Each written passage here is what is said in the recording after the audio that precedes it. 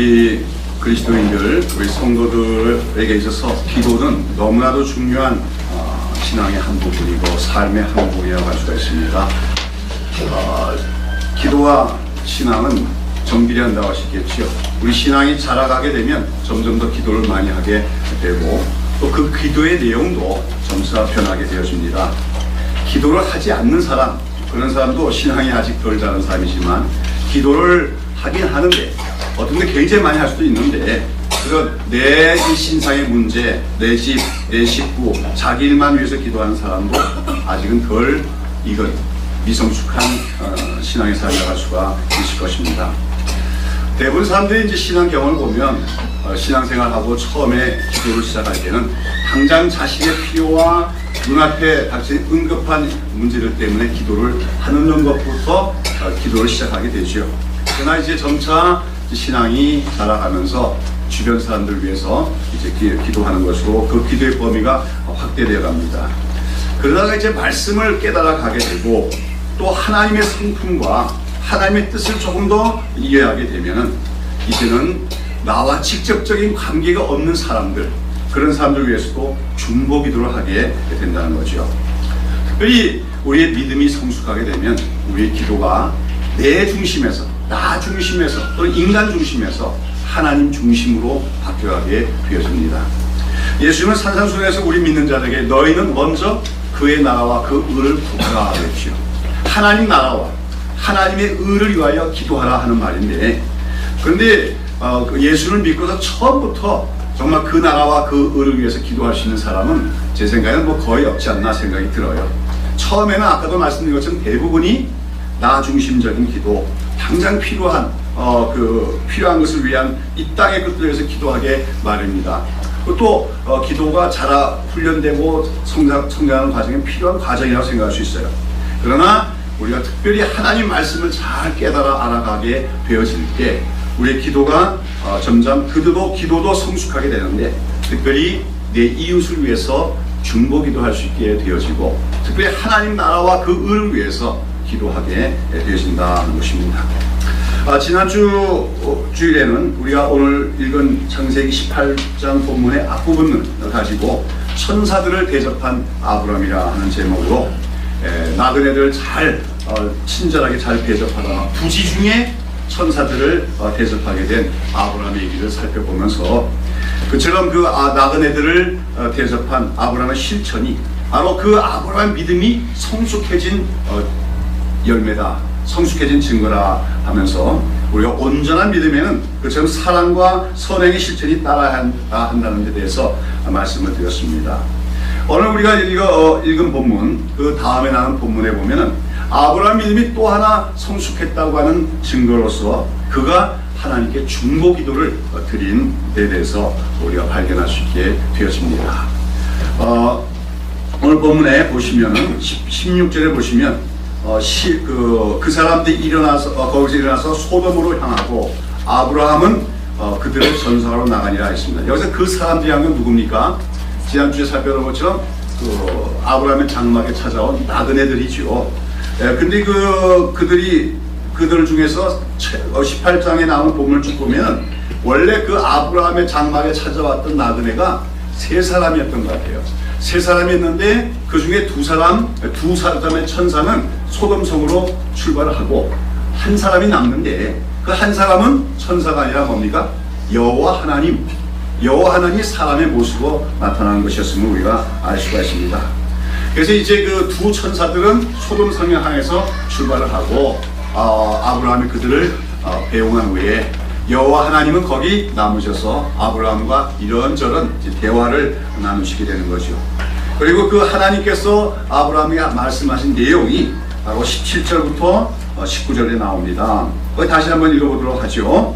여호와께서 가라사대 나의 하려는 것을 아브라함에게 숨기겠느냐? 아브라함은 강대한 나라가 되고 천하 만민은 그를 인하여 복을 받게 될 것이 아니냐? 내가 그로 그 자식과 건속에게 명하여 여호와의 도를 지켜 의와 공도를 행하게 하려고 그를 택하였나니 이는 나 여호와가 아브라함에게 대하여 말한 일을 이루려 함이니라 하겠습니다. 여기서 하나님께서 한마디로 내가 나의 하려는 것을 아브라함에게 숨기겠느냐 말씀하십니다. 즉 하나님께서는 지금 하나님께서 무언가 하시고자 하는 일을 아브라함에게 숨김없이 다 알려주시겠다고 하시고 있는 것입니다. 그러면서 하나님께서 뭐라고 합니까? 왜 그렇게 하나님이 하시고자 하는 일을 아브라함에게 말씀해 주시고자 하면, 장차 하나님께서는 아브라함이 그 후손들이 강대한 나라가 이루어질 것이고, 그로 인하여 천하 만민이 복을 받게 될 것이다. 그런 가운데 특별히 그 아브라함 그의 후손들이 뭡니까? 여호와의 도를 지키며 하나님의 의와 공도를 행하는 그런 민족이 되어야 되기 때문에 내가 지금 말하고자 하는 것을 숨기지 않고 너에게 알려주겠다고 얘기하는 것입니다. 여기서 하나님께서는 아브라함이 장차 그 강대한 나라가 될 것이라고 말합니다. 거기서 강대한 나라는 어떤 나라를 말할까요? 우리가 1차적으로 보면 이스라엘이라고 얘기할 수 있지만, 사실은 여기서 하나님께서 말씀하신 강대한 나라는 이스라엘이 아닙니다. 우리가 성경 전체에서 아브라함의 후손은 누굽니까? 이스라엘 민족이 아브라함 후손이 아니라고 바울은 말하지요.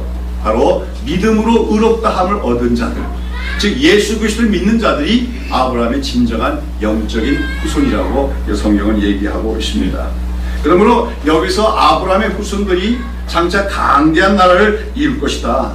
그리고 그 나라로 인하여 천하 만민이 복을 받을 것이다 했을 때, 거기 나오는 그 강대한 나라, 아브라함 후손으로 이루어진 강대한 나라는 이스라엘, 민족적인 혈통적인 이스라엘 국가를 얘기하는 것이 아니라 신약시대의 새 이스라엘로 불리워지는 교회를 가리키는 것으로 우리가 이해를 해야 됩니다.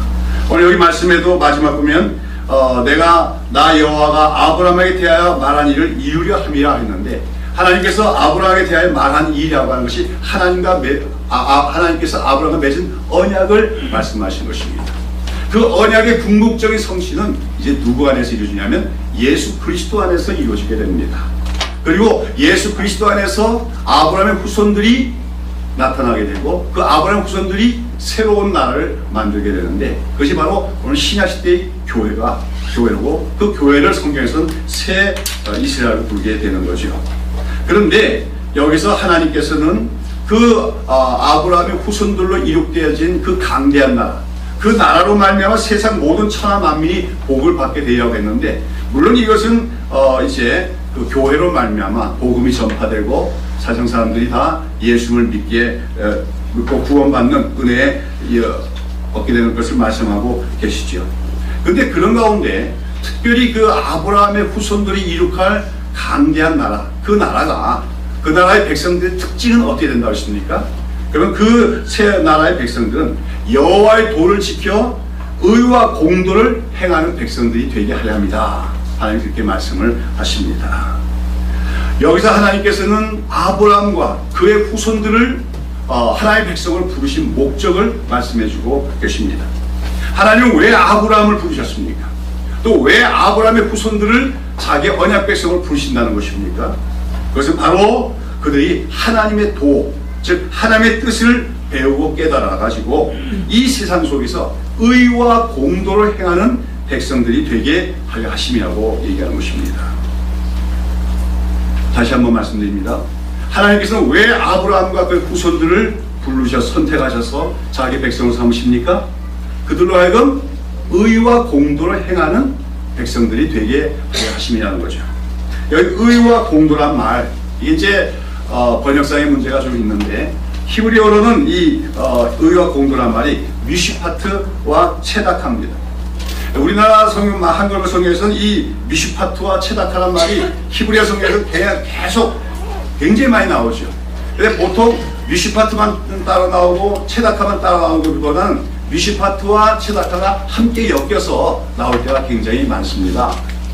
제가 다음 때 말씀드렸는데, 우리가 성경에서 히브리어를 다 몰라도 꼭 알아야 할 단어가 몇 개 있다고 했지요. 그 중에서 제가 말씀드린 헤세드라는 단어를 기억하시죠? 하나님의 인자, 하나님의 언약적인 사랑을 가리킨 말인데, 그 헤세드란 말에도 늘 붙어 다니는 단어 하나가 있는데, 그게 성실한, 진실한 단어로서 에메트라고 하는 단어가 있습니다. 그래서 헤세드와 에메트가 한 짝을 이루고 있는 두 단어라고 얘기한다면, 또 성경 속에서 굉장히 자주 나오는 짝을 이룬 단어가 바로 미슈파트와 체다카라고 하는 것이죠.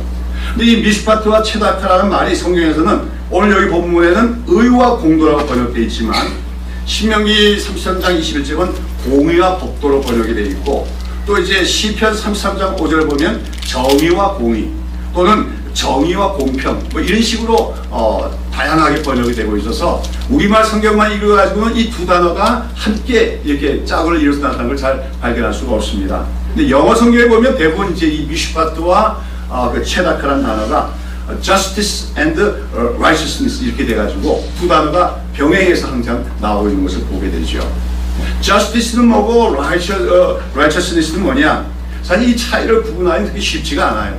근데 한마디로 이 정의와 공평이란 말은 의로우심, 그렇죠? 정직하심, 공평하심, 공정하심 이런 것들을 가리키는 말로서, 특별히 이 정의와 공평이란 말은 하나님이 이 땅을 다루시는 통치의 기본 원리임을 성경은 말합니다.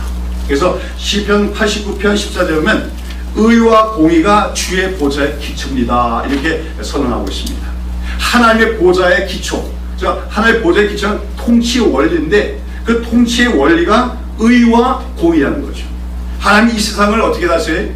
공의로, 정의로, 공평으로 이 땅을 다스린다 하는 것이죠.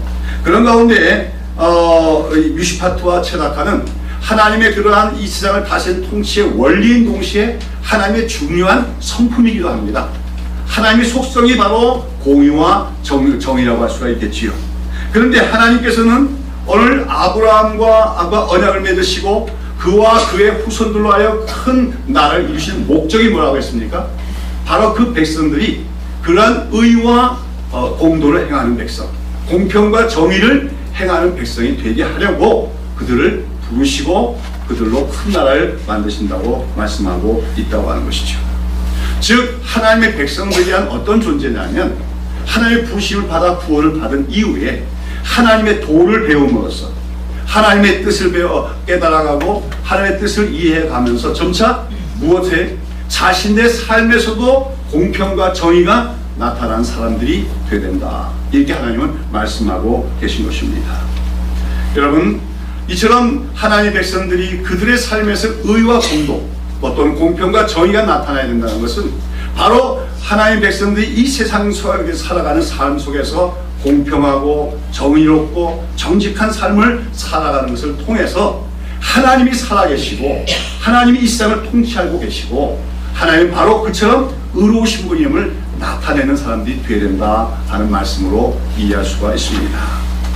여러분, 오늘 우리는 하나님께서 우리를 왜 부르셨는가를 잘 기억해야 될 줄로 믿습니다.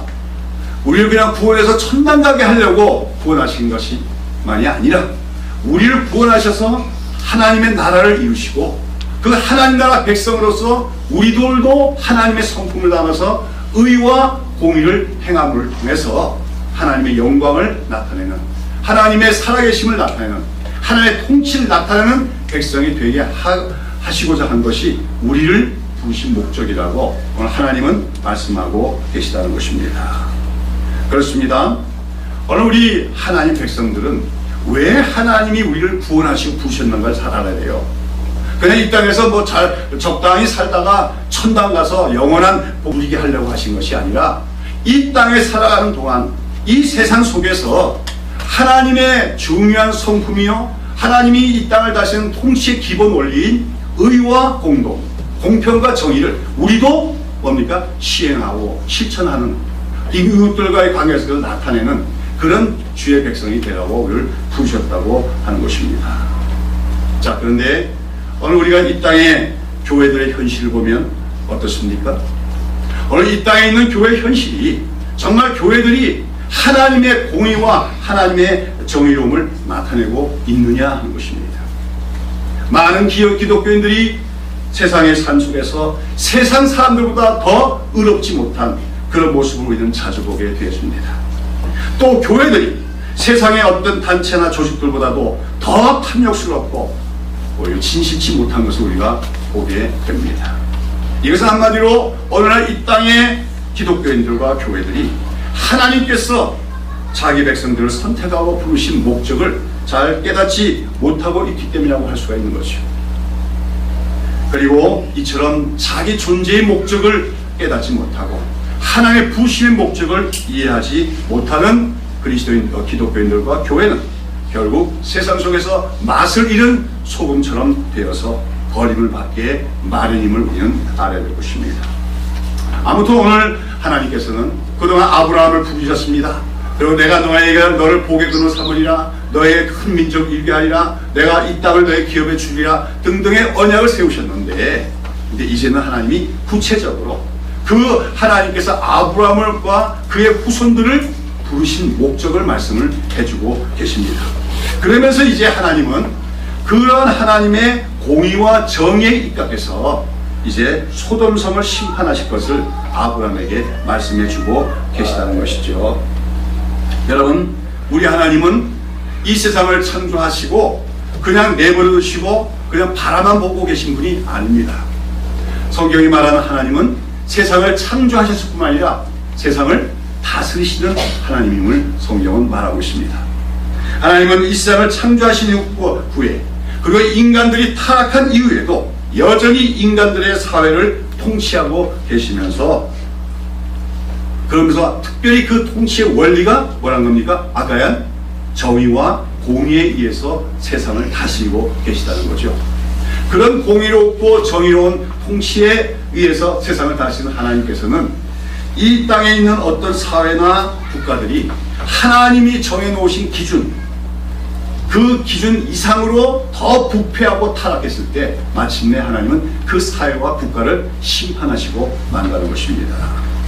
자, 그런데 오늘 그 본문은 아브라함 당시의 소돔과 고모라가 바로 그처럼 하나님의 정해놓으신 기준 이상으로 지금 어떻게 됩니까? 죄악으로 가득하고 부패하고 타락하게 되었기 때문에 이제 그 소돔과 고모라 사회에 대해서 하나님이 심판을 시행하시고자 한다는 것이었지요.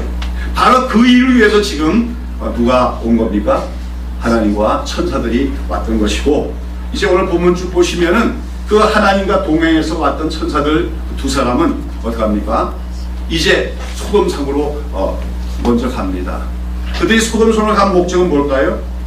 그 바로 소돔성의 죄악을, 진상을 파악하기 위한 것입니다. 이들의 죄악이 얼마나 큰가, 그래서 과연 하나님의 심판을 이제 더 이상 돌이킬 수 없는 지경까지 왔는가, 그것을 이제 파악하기 위해서 천사들은 소돔성으로 간 것이죠.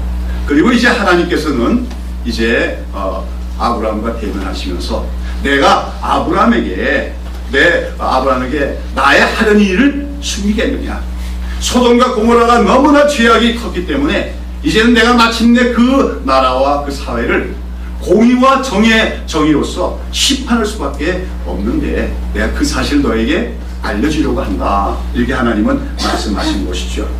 그리고 그에서 이러한 하나님의 계획을 들은 아브라함은 거기서 하나님께 중보기도를 올리게 되는 것입니다.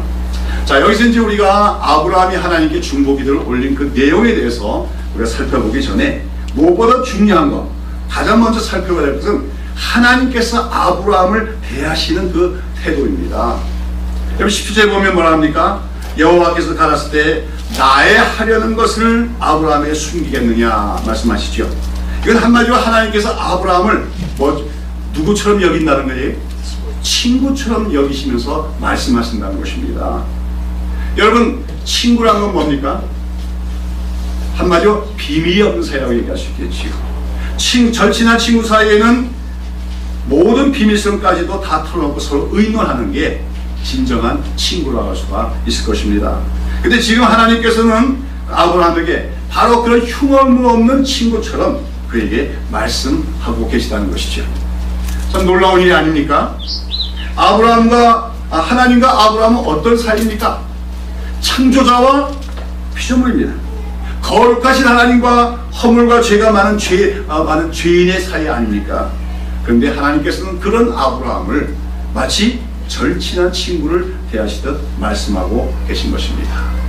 그렇습니다. 하나님, 우리 하나님께서는 우리 성도들이, 하나님 백성들을 그냥 종을 부리듯이 부리시는 것이 아니라 우리들을 무엇처럼 대하시고자 합니까? 우리를 친구처럼 대하시는 분이 우리 하나님이시는 것을 여러분 기억해야 될 줄로 믿습니다. 성경 곳곳에 보면 바로 이처럼 아브라함이 하나님의 친구처럼 여김을 받았다 하는 사실에 대한 여러 기록들을 볼 수가 있어요. 역대하 20장 7절에 보면 주의 벗 아브라함 이런 말이 납니다. 아브라함이 뭐라고요? 주의 벗 아브라함. 예. 오늘 여러분과 저도 그렇게 불렸으면 좋겠습니다. 그렇죠? 주의 벗 아무개. 또 이사야서 41장 8절에 보면 하나님께서 이스라엘 백성들을 가르쳐 부르시고 나의 벗 아브라함의 자손아 그렇게 부르신 걸 봅니다. 나의 벗 아브라함의 자손아. 그래서 이제 야고보서 2장 23절에도 보면 아브라함이 하나님을 믿으니 이것을 의로 여기셨다는 말씀이 응하였고 그는 하나님의 벗이라 칭함을 받았다 그렇게 기록하고 있습니다. 아브라함이 뭐라고 불렸다고요? 하나님의 벗이다. 하나님은 아브라함을 누구라고 불렀어요? 나의 벗 아브라함아 불렀습니다. 여러분 오늘도 여러분과 하나님과의 관계가 그러한 관계가 될 수 있기를 바랍니다. 하나님이 너는 나의 벗이다 나의 친구다 그렇게 불러주시고 또 내가 그렇게 하나님께 벗으로 친구로 여김을 받고 있다 그런 한 자기 인식을 가질 수 있는 우리가 되어야 될 줄로 믿습니다. 오늘 제가 기도에 대해서 말씀을 드리는데 특별히 기도 그 중에서 중보기도는 과연 어떤 것인가에 대해서 우리가 생각하기 전에 먼저 알아야 될 것은 우리가 진정한 기도자 진정한 중보기도자가 되려면 우리는 먼저 하나님의 벗 또는 하나님의 친구가 되어야 한다는 사실입니다. 하나님의 벗이 되지 않고 하나님의 친구가 되지 않고서는 참된 기도를 올릴 수가 없어요. 그건 이방인들의 기도나 다름이 없습니다. 오늘 우리 살아계신 하나님 우리가 믿는 예수 그리스도의 아버지 그 하나님과의 기도는 우리가 하나님의 벗으로 여김을 받는 가운데 친구들 간에 서로 흉을 없이 대화하는 그런 대화가 본질적으로 기도의 뭡니까? 그 의미다 하는 것을 우리는 기억해야 될 줄로 아는 것입니다. 유대인들은 하나님을 그저 하늘 높이 보좌에 계신 엄해하고 무서운 하나님으로만 생각했습니다. 그러나 예수님은 이 땅에 오셔서 우리 하나님을 우리의 아버지이심을 가르쳐 주셨어요. 그러면서 예수님은 더 나가서 그 제자들을 내가 너희를 나의 종이라고 부르지 않고 나의 친구로 여기노라 말씀하십니다. 이 모든 것은 뭡니까? 이제 우리는 새로운 시대는 어떤 시대냐? 하나님의 우리 성도들이 스스로 하나님께서 우리를 성도들 벗으로 여겨주시고 친구로 여겨주시는 시대가 되었다는 걸 의미하는데 근데 사실 구약시대도 이미 진정한 믿음을 가졌던 성도들은 하나님의 벗으로 이미 여김을 받고 있었다. 그런 가운데 오늘 우리가 참 우리 그리스도인의 특권과 영광이 뭐냐?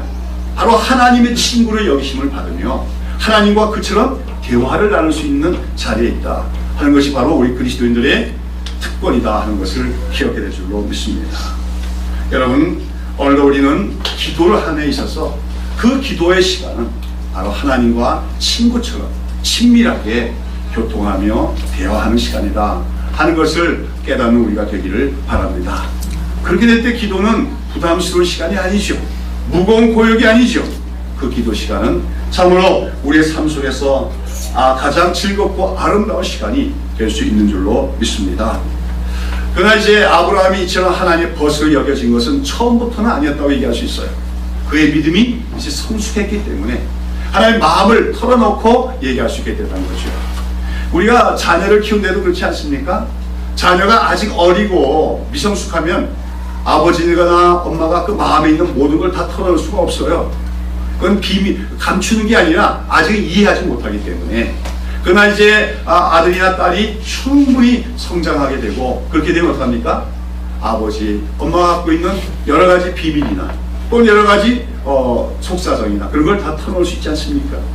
하나님도 마찬가지입니다. 믿음이 자라가지 않은 사람에게는 하나님이 친밀한 친구처럼 대하실 수가 없다는 거죠. 하나님의 비밀한 일을 알려줄 수가 없다는 거죠. 그러나 우리의 믿음이 성숙해 나가게 되면은 하나님은 그 성도를 벗으로 여기고 친구로 여기면서 심지어는 하나님이 하시고자 하는 일들을 보여주시고 알려주시기도 한다고 하는 것입니다. 그래서 시편 25편 14절에 보면 여호와의 친밀함이 경외하는 자에게 있으며 그 언약을 저희에게 보이시리라 했습니다. 하나님을 경외하는 자, 성경에서는 하나님을 경외하는 자는 게 바로 성숙한 믿음을 갖고 있는 자를 얘기합니다. 그런 자들을 하나님은 친밀하게 여기시며 하나님의 약속하신 바를 보여주신다고 말씀하는 거죠. 마찬가지로 예수님은 그 제자들에게 그들을 종으로 여기지 않고 친구로 여기시면서 하나님 아버지로 들은 모든 것을 그들에게 다 알려주고 들려주신다고 말씀하고 계십니다. 오늘 여기 아브라함에게 하나님께서 나의 것 아브라함에게 나의 하고자 하는 일을 내가 숨기겠느냐. 여기서 우리는 하나님이 어떤 분이심을 잘 깨달아야 돼요. 하나님은 한마디로 소통하시는 하나님이고 인격적인 교제를 하시는 하나님이라는 것이죠. 어떤 사람들은 하나님을 독재자라고 표현하더라고요. 작년에 어떤 교회에서 과거 군사 통치했던 어떤 전직 대통령의 추모 예배를 교회 안에서 드렸어요. 그것조차도 이상한 일인데, 그런데 그날 설교를 맡았던 어떤 목사가 말하기를 그 대통령이 독재를 했기 때문에 우리나라가 이렇게 경제 성장을 할 수 있었다고 말하면서 사실은 하나님도 독재자다 그러더라고요. 더 나아가서는 그래서 교회도 목사가 독재를 해야 교회가 평안하고 성장할 수 있다 그렇게까지 얘기하더라고요. 도무지 하나님을 알지 못하는 사람들이 강단에서 말씀을 전하고 있습니다. 여러분, 하나님이 독재자십니까? 하나님이 독재자라고 생각하는 사람은 성경을 제대로 읽지도 못했고 성경을 이해하지도 못했을 뿐만 아니라 하나님과 인격적인 교제가 전혀 없었던 사람이기 때문에 그만할 수밖에 없다는 겁니다. 독재자란 어떤 사람입니까? 한마디로 자기 마음대로 뭔가 독단적으로 일하는 사람을 말하죠. 특별히 그 독재자들의 특징 중에 하나는 뭐예요? 다른 사람과 소통하지 않는다는 겁니다. 일방적으로 자기 뜻을 관철시키는 것이 독재자의 특징이라고 할 수가 있겠지요. 그리고 다른 사람의 복리보다도 자기 유익을 추구하는 것이 또한 독재자의 특징이라고 할 수 있겠지요. 그러나 우리 성경에서 계시하는 하나님, 그래서 우리가 오늘 그리스도 안에서 우리가 믿고 있는 하나님은 그런 일방통행시에 독단적인 독재자로서의 하나님이 결코 아님을 알아야 됩니다. 하나님은 늘 자기 뜻을 숨겨놓고 계신 분이 아니라 나타내시고 알려주시는 분이시며, 또 이사야서 보면 자기 범죄한 자기 백성들에게까지라도 오라 우리가 함께 변론하자. 변론하기 뭡니까? 함께 토론하자는 겁니다. 대화하면서 토론해보자는 겁니다. 소통하기를 원하시는 하나님이시고, 오늘 우리가 본문에서 보는 것처럼 장차하신 일을 뭡니까? 미리 알려주실 뿐만 아니라 더 나아가서는 우리 믿는 자들의 기도를 들으시고 하나님의 계획을 바꾸시기도 하시는 분이 하나님이시다. 우리가 믿는 하나님이다 하는 것을 우리는 기억해야 될 줄로 믿습니다. 그런 가운데 오늘 우리가 기도한다는 것은 일방적으로 그 신에게 뭔가 우리 요청을 간구하는 것만이 아니라 그 하나님과 인격적인 소통과 대화를 하는 것이 기도라는 것을 알아야 된다는 것이죠. 우리 하나님은 성경에서는 아까 했지만 하나님은 왕이십니다. 세상을 다스리는 통치자십니다. 근데 그 통치자신 하나님께서 지금 아브라함에게 뭡니까? 하시고자 하는 일을 알려주십니다. 이건 더 나아가서는 알려주실 뿐만 아니라 너의 의견은 어떠냐? 물어보시는 거나 다름이 없어요. 이건 무슨 말입니까? 하나님은 자기 백성을 일방적으로 부리시는 것이 아니라 일방적 지시만 하시는 것이 아니라 하나님은 자기 백성, 자기를 신뢰하는 자를 하나님의 통치에 참모로 삼으신다는 얘기입니다. 믿으십니까? 오늘 여러분, 우리가 하나님과 기도를 할 때 우리가 나 자신의 문제뿐만 아니라 우리 사회, 우리 민족, 우리 역사, 이런 거 여러 가지 우리 주변의 이웃의 모든 사정들, 이런 것들에 대해서 하나님과 대화하고 기도를 할 때 우리는 어떤 자리까지 나가는 거냐면 친구로서 하나님과 그 일에서 대화할 뿐만 아니라 하나님의 참모로서 하나님 우리 생각에 이른데 하나님의 뜻은 어떻습니까? 우리의 의견을 개진하는 시간이기도 하다. 그것이 바로 중목이라고 말할 수가 있다고 하는 것이죠. 아무튼지 오늘 우리가 본문에서 발견할 것은 하나님께서 아브라함을 어떻게 대하셨다는 겁니까? 친구처럼 대하셔서 그래서 그에게 하나님께서 비밀을 알려주십니다. 그 비밀이 무엇입니까? 바로 소돔성과 고모라성의 그 심판에 대한 것이었습니다. 18장 20절 보십니다. 그걸 보면 소돔과 고모라에 대한 부르짖음이 크고 그 죄악이 심히 중하니 있습니다. 이 부르짖음이라는 말이 나오는데 이 부르짖음에 해당하는 히브리 원어가 제약합니다. 이 제약하는 주로 법정에서 쓰이는 법정 용어로서 불공평과 억울함을 당하는 사람들이 법적으로 보호받기를 호소하는 부르짖음을 묘사하는 단어입니다. 성경이 그 부르짖음이란 말이 몇 번 나오는데 창세기 4장 10절에 보면 가인에게 죽임을 당한 아벨의 핏소리가 땅에서 호소한다 했어요. 이게 부르짖었단 말입니다. 또 계시록 4장 6절부터 10절에 보면 말씀을 증거하는 삶을 살다가 순교를 당한 순교자들의 영들이 그 자기들의 피를 신원하여달라고 호소했다고 했는데 그것도 부르짖었다는 말입니다. 오늘 하나님께서는 이 땅의 부르짖음을 들으시는 분입니다. 이 땅의 법으로도 해결 안 되는 이 땅의 불의한 통치자들에 의해서도 신원되지 않는 약한 자들, 억울한 자들의 부르짖음에 대해서 귀를 기울이고 계신 분임을 성경은 말합니다. 그런데 오늘 본문에서 소돔과 고모라에 대한 부르짖음이 크다 하는 것은 어쩌면 그 소돔과 고모라 성내에도 강자와 약자가 있는 가운데 약자들이 수탈을 당하고 억압을 당하고 뭡니까? 고통을 당하고 억울한 일을 당했다고 하는 것이죠. 근데 그 소돔과 고모라 성에는 공법이 시행되지 않고 정의가 없습니다. 법관이 있고 통치자가 있지만 그들이 약한 자들, 억울한 자들의 사정을 들어주지 않습니다. 그래서 그들은 이제 피를 흘리며 죽어가고 고통을 가는 가운데 어디에 호소할 수밖에 없습니까? 하늘에 대고 호소할 수밖에 없었다는 것이요. 바로 그런 호소, 부르짖음이 하나님의 귀에 들렸다고 하는 것이죠. 그래서 이제 내가 그 부르짖음, 과연 그 모든 행한 것이 과연 내게 들린 부르짖음과 같은지 그렇지 않은지 내가 보고 알려 하노라. 21절에 보면 하나님께서 아브라함에게 찾아오신 목적을 말씀해 주십니다.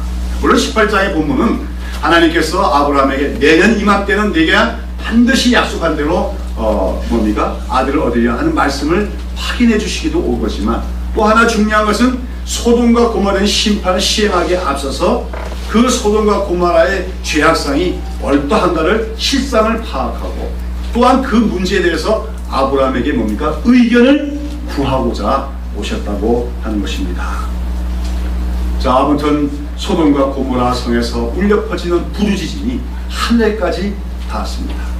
그래서 이제 하나님은 오셔서 그 소돔과 고모라를 심판하실 것인지 아닐 것인지 마지막 결정을 내리기에 앞서서 친구처럼 여겨지는 아브라함에게 그 계획을 말씀하고 계신 것입니다. 여기서 이제 아브라함은 그러한 하나님의 말씀을 듣고 어떻게 합니까? 23절 이하 잘 아다시피 아브라함은 거기서 어찌하든지 그 소돔성에 내리시려는 하나님의 심판과 파멸을 막아보려고 이제 중보기도하게 되어지는 것이죠. 그런 가운데서 우리가 오늘 아브라함이 하나님께 올리는 기도를 보면 그는 그 자신도 소돔의 성의 형편에 대해서 너무나 잘 알고 있었던 것을 우리가 알 수 있습니다. 즉 소돔성 사람들이 너무나 악하다는 것과 그렇기 때문에 하나님의 공의로운 심판을 피할 수 없게 됐다는 사실도 아브라함은 잘 알고 있어요. 우리가 창세기 10몇 장입니까? 14장에 보면 사실 그와 관련된 있는데 아브라함이 소돔성과 사는 사람들이 메소포타미아 연합군의 공격을 받고 다 포로로 잡혀가죠. 근데 그 속에 조카 롯이 있었습니다. 그래서 아브라함이 쫓아가서 그 메소포타미아 군대를 물리치고 롯과 소돔성 사람들 다 해방시켜서 데려오지요. 그때 소돔성의 왕이 나와서 그 아브라함이 다시 되찾아온 수많은 재물들을 아브라함에게 선물로 주겠다고 얘기합니다. 그때 아브라함이 그 물질들을 거부합니다. 왜 거부한 이유는 단 하나예요. 왜요? 내가 악한 자인 소돔 왕으로부터 재물을 얻어서 부자가 됐다는 얘기를 듣기를 원치 않노라 하는 것입니다. 아브라함은 그때 이미 자기 조카 롯 때문에 소돔성을 구했지만 그러나 소돔성이 얼마나 악한가, 소돔 사람들이 얼마나 악한 죄악 가운데 살고 있는 걸 이미 알고 있었다는 거죠. 그래서 오늘 하나님께서 그 소돔성을 심판하시겠다고 말씀했을 때 아브라함은 그 사실을 인정하고 있습니다. 그러나 그런 가운데서도 아브라함은 그래도 그 소돔성을 멸망시키는 것을 고려하실 수 없는가, 이렇게 하나님께 간구하고 있는 것이죠. 그러면 아브라함이 그처럼 소돔성에 대해서 용서해 주시고 간구한 근거가 무엇입니까? 25절 말씀을 우리 다시 한번 보겠습니다. 시작. 주께서 이같이 하사 의인을 악인과 함께 죽이심은 불가하며 의인과 악인을 균등히 하심도 불가하나이다. 세상을 심판하시는 이가 공의를 행하실 것이 아니니까. 아브라함 뭐라 말합니까? 맞습니다. 소돔성의 죄악은 이미 하늘에까지 닿았고, 그래서 하나님의 공의로 심판이 이제는 나타나는 것이 정당하신 것을 인정합니다. 그러나 그 성에는 비록 소수일지라도 의인이 있을 것이 아닙니까? 근데 그 의인들도 동일하게 심판을 당해서 멸망을 당한다면 그것은 하나님의 공의에서 벗어나는 일이 아니겠습니까? 이렇게 하나님께 강변하고 있는 것이죠. 근데 우리가 여기서 이제 주의해야 될 것이, 여기서 아브라함이 세상을 심판하는 이가 공의를 행하실 것이 아니십니까? 이 묻는 질문에 사람은 공의라고 하는 단어입니다. 아까도 말씀드렸죠? 의와 공도란 말이 미슈파트와 체다카인데, 여기 나온 공의라는 단어가 바로 체다카입니다. 영어로는 righteousness이죠. 하나님은 세상을 공의로 심판하시는 분이다 그러죠. 여러분, 그런데 이 체다카란 말이 히브리어에서는 아주 중요한 의미를 갖는데, 이 체다카란 말은 공의롭다, 정의롭다는 말과 함께 국률이라는 단어도 그 의미를 갖고 있어요. 그래서 이 문맥에 따라서 이 체다카란 말은 국률이라는 단어로 의미로도 쓰이게 되어집니다. 그래서 또 이 체다카란 말은 때때로는 가난한 사람들을 돌보는 구제를 가리켜서도 체다카라고 할 때가 있어요. 자, 재미있지 않습니까? 공의라는 말 속에 국률이라는 뜻이 내포됐다는 건 무엇입니까? 하나님의 공의는 국률이 겸비된 공의다 하는 것을 우리에게 말해주고 있습니다. 우리는 공의롭다고 하는 것이 때로는 잘못되면 아주 날카로운 공의, 아주 냉정한 공의가 될 때가 많습니다. 모든 걸 법대로만 심판하는 공의, 율법주의적인 공의, 그런 공의도 있습니다. 그러나 하나님의 공의, 체다카는 그 안에 연약한 자들에 대한 긍휼과 죄인들을 향한 불쌍히 여기시는 연민도 있는 따스한 공의다 하는 것이 체다카라는 단어가 갖고 있는 의미인데, 지금 아브라함은 하나님께, 하나님은 공의로우신 분이 아닙니까? 그러므로 소돔성에 대한 심판을 보류해달라고 하는 것은 바로 하나님이 어떠한 분임을 아브라함은 정확하게 알고 있음을 얘기하고 있는 것입니다. 하나님은 율법에 따라서 모든 걸 그냥 문자 그대로 심판하신 분이 아니라는 거죠. 하나님은 세상을 때로는 공의로서 심판하시면서도 그 속에 연약한 자들, 또는 어쩔 수 없이 죄를 지은 죄인들에 대한 긍휼하심과 연민을 갖고 계신 분이다. 아브라함은 바로 그런 하나님을 잘 이해하고 있다고 하는 것입니다. 자, 여러분, 우리가 하나님과 인격적인 교제를 하며 하나님의 벗과 같은 자리에서 하나님과 기도하는 사람이 되려면 우리가 하나님을 잘 아는 사람이 되어야 돼요. 아까도 제가 말씀드렸죠. 하나님을 독재자라고 하는 그런 사람은 하나님을 알지 못하는 사람이 있습니다. 우리가 하나님을 알아야 됩니다. 하나님을 알 때 우리 기도가 실효성 있는 기도가 될 수가 있습니다. 그런 가운데 특별히 하나님은 어떤 분인 걸 알아야 됩니까? 공의로운 분이시다는 거예요. 그러나 그 공의 안에 뭐가 있는 분이? 긍휼하심이 있는 분임을 우리는 기억해야 될 줄로 믿습니다. 그래서 아브라함은 간구할 수 있었던 거죠. 소돔성에 수천 명, 수만 명이 죄악 가운데 빠져 있고 그들 모두가 유황불로 심판할 수밖에 없는 악한 죄인이지라도, 그들 중에 비록 소수의 한 줌도 안 되는 적은 소수가 있을지라도 그들이 의인이라면 그들을 긍휼히 여기심으로 그 사람을 용서해 주셔야 되지 않습니까? 아브라함은 그렇게 하나님께 중보의 기도를 올린 것입니다. 오늘도 우리가 이 땅을 위해서 기도할 때, 우리 사회와 우리 나라를 위하여 기도할 때도 이러한 아브라함의 정신을 가지고 하나님께 나가 기도하는 우리가 되어야 될 줄로 믿습니다. 오늘 우리 사회가 어떻습니까? 우리 나라가 어떻습니까? 소돔과 고모라보다 낫다고 생각할 수 있습니까? 하나님의 심판을 받지 않아도 되는 의로움을 갖고 있다고 생각합니까? 이 땅에 공의와 정의는 잘 실현되고 있습니까? 오늘 이 땅에도 공의가 없을 때가 없고 정의가 없는 것 같은 때가 너무나 많습니다. 성적인 타락상은 또 어떻습니까? 도덕성의 붕괴는 어떻습니까? 오늘 이 나라가 이 세상 모든 나라 중에서 다른 나라보다 월등한 나라라고 얘기할 수가 있겠습니까?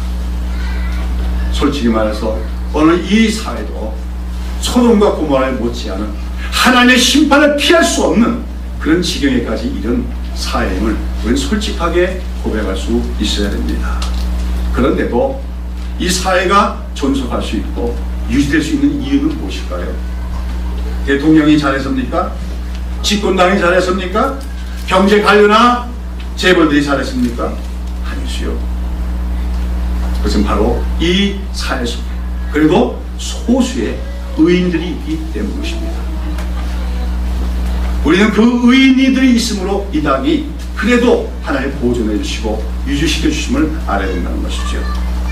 그러면서 이제 아브라함은 이러한 하나님을 잘 아는 자로서 하나님의 공의 속에는 국률하심이 있음을 알기에 그는 하나님께 중보기도를 하고 있는 것입니다.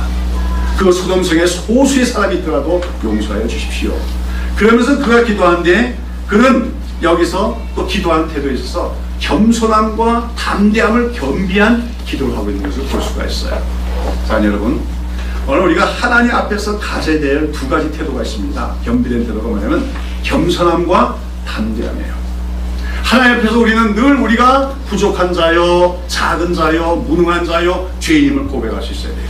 그러나 또 한편으로는 아까 얘기한 것처럼 하나님의 벗이요, 하나님의 친구요, 하나님 사랑받는 자요, 하나님의 제사장 같은 자요, 그런 태도에 또 담대함이 겸비되어 있어야 된다는 거죠. 한쪽으로만 치우쳐서는 안 됩니다. 아, 나는 죄인이기 때문에 아무것도 할 수 없다. 이거는 무책임한 신앙입니다. 패배적인 신앙입니다. 반면에 늘 나는 무엇이든지 다 하나님께 기도하면 다 이루어질 수 있어. 나는 의롭다고 하는 태도. 이것도 역시 치우치는 태도입니다. 여러분, 예수님 당시의 바리새인들은 하나님 앞에 어떤 태도로 나갔습니까? 하나님이여, 우리는 저 세리와 같지 않고 창기와 같지 않고 이 율법을 잘 지키고 의롭사옵나이다. 이렇게 하나님 앞에 나갔어요. 그러한 바리새인의 태도는 하나님 보시기에 역겨운 태도였습니다. 그러나 오늘 우리 아브라함은 하나님 앞에 어떻게 기도합니까? 27절에 보면 자기 자신에 대해서 뭐라고 합니까? 티끌과 같은 날지라도 감히 강구하나이다. 티끌과 같은 날지라도. 하나님 앞에서 내가 어떤 존재라는 거예요? 티끌 같은 존재입니다. 정말 보잘것없는 존재입니다. 그러나 무엇을 믿습니까? 그런 나를 하나님이 택하시고 언약을 맺으면 믿기에 감히 하나님께 구합니다. 담대히 하나님께 구합니다. 그러면서 오늘 보세요. 의인이 몇 명 있으면 멸하지 않겠습니까? 하나님께 제의하지요? 50명입니다. 아까도 말씀드렸지만 우리가 기도는 자꾸 바뀌어가게 마련이에요. 근데 그 기도가 바뀌어가는 걸 통해서 우리는 하나님께 말하면 우리 의견을 말씀드리는 겁니다. 우리가 하나님께 참고로서 하나님 우리 생각이 있습니다 하고 의견을 드리는 거와 마찬가지죠. 50명이 있다면 멸하지 않겠습니까? 하나님이 그러나 그랬더니 아브라함 가만 생각했더니 하나님 말씀 들어보니까 그 땅에 50명 없는 것 같아요. 아마도 아브라함은 처음에 50명 정도는 있겠지 생각했어요. 그때 없더라는 거죠. 그래서 몇 명을 갑니까? 거기서 5명 모자라는 45명의 의인이 있다면 그 땅을 멸하지 않겠습니까?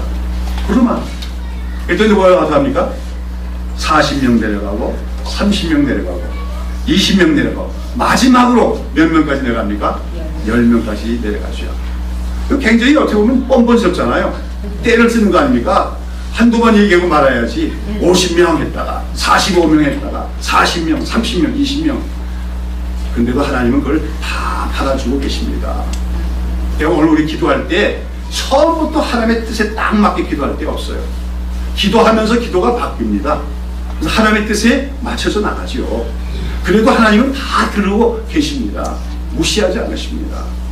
근데 여기서 이제 중요한 게 뭐냐면, 자, 아브라함이 그러면 몇 명에서 이제 중보기도를 멈춥니까? 10명에서 멈추죠? 10명에서. 아니, 거기서 만약에 몇 명까지 내려갔으면 좋았을까요? 한 명까지 내려갔으면 어떻게 됐을까요? 소돔성이 멸망받았을까 안 받았을까요? 안 받아. 왜요? 거기 의인 한 명 있지요. 누구 있어요? 아브라함의 조카인 롯. 그는 의인입니다. 성경은 그를 의인이라고 얘기하고 있어요. 그는 있었기 때문에 아브라함이 어떻게 기도했어야 돼요?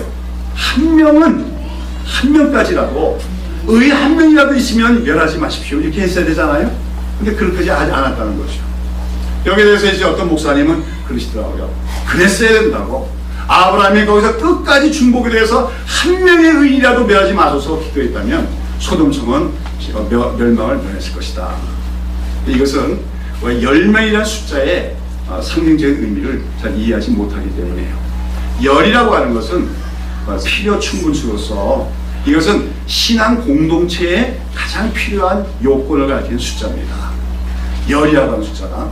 그래서 유대인들은 보통 그 어떤 한 지역사회에 살게 되면 그 지역사회에 살고 있는 유대인으로서 20세 이사의 남자들 이 10명이 되어지면 뭘 세웁니까? 회당을 세우게 돼 있어요.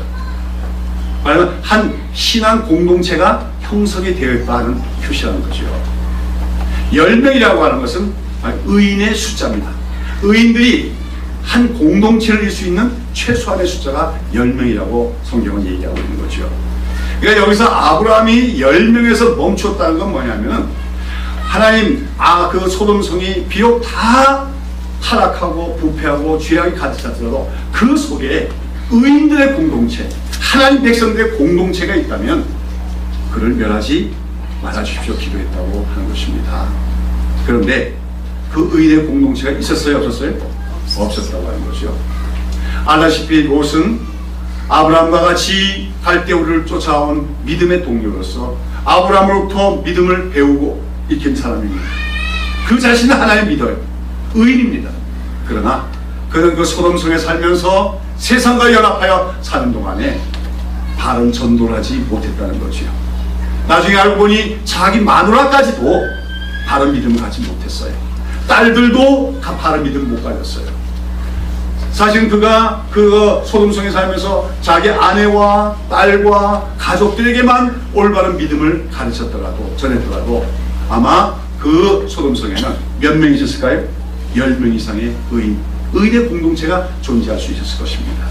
그러나 롯은 결국 그 사명을 다 감당하지 못함으로써 소돔성에는 의인의 공동체, 의인의 10명이 없었기 때문에 결국은 멸망을 당하고 마는 것입니다. 아까도 말씀드렸지만 우리 사회가 오늘 하나님의 심판을 당할 수밖에도 없는 그런 수준에까지 이르렀어도 이 땅이 보존될 수 있는 이유 중에 하나는 소수의 의인, 그러나 그 소수의 의인들이 이룬 신앙 공동체가 그만큼 중요한 것이라는 것을 기억해야 될 줄로 믿습니다. 몇천 명이 보이는 교회가 중요한 게 아닙니다. 하나님 보시기에 너희는 참으로 의인의 공동체라고 말할 수 있는 그런 신앙 공동체가 존재해야 된다는 거죠.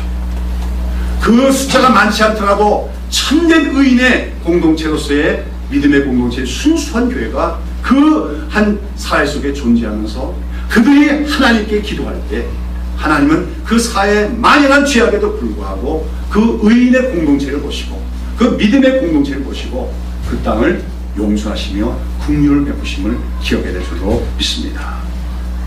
사랑하는 여러분, 오늘 우리 새벽이슬 교회가 외형적으로 크게 커야 되는 것이 아닙니다.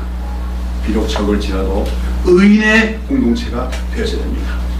참으로 하나님을 믿는, 참으로 하나님을 경외하는, 그러면서 아까 서론에서 말씀드린 것처럼 하나님의 부르신 목적대로 공평과 정의를 이 땅 속에서 신앙을 살 수 있는 진정한 하나님 백성들의 공동체가 되어질 때, 그리고 아브라함처럼 하나님 앞에 나가서 우리 사회, 우리 민족, 우리 나라, 또 북한, 이 땅의 많은 나라, 이웃들의 나라를 위해서 중보기도 할 수 있는 공동체가 되었을 때 하나님은 그 의인의 공동체인 교회를 보시고 이 땅에 하나님의 긍휼과 은혜를 베풀어 주실 줄로 믿습니다. 자, 여러분, 누가 아브라함의 후손입니까? 오늘 예수님을 믿는 여러분과 제가 아브라함의 후손인 줄로 믿습니다. 우리가 아브라함의 후손이라면 우리도 하나님 앞에 나가서 뭐 하는 사람이 되어야 됩니까? 기도할 수 있는 자가 되어야 될 줄로 믿습니다.